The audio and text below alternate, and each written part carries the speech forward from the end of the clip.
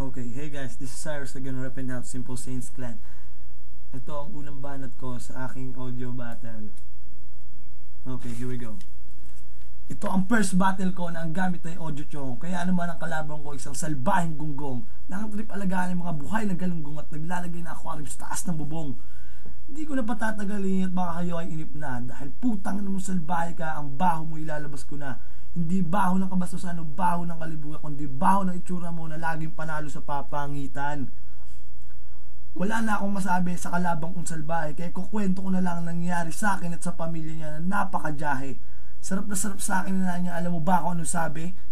Ngayon lang ako nakatikim ng tao. Napakasarap mo, Cyrus, grabe.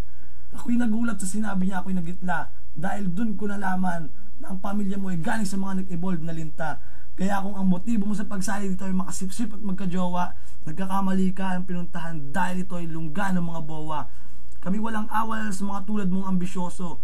Kaya kung ako sa'yo, bumanat ka lang ng seryoso. Ilabas mo na mga rebuttal mo na parang bulok na troso at putang ina pagkatapos ito, umalis ka na dito at humanap ng machuchupa mong aso. Ako si Cyrus mula sa hanay ng simpleng santo. Huwag mo subukan sa lingin dahil parang bumangga ka sa bato. Ngayon pa lang sinasabi ko na ako ang mananalo sa laban na to. Putang ina mo, umalis ka sa trono ko.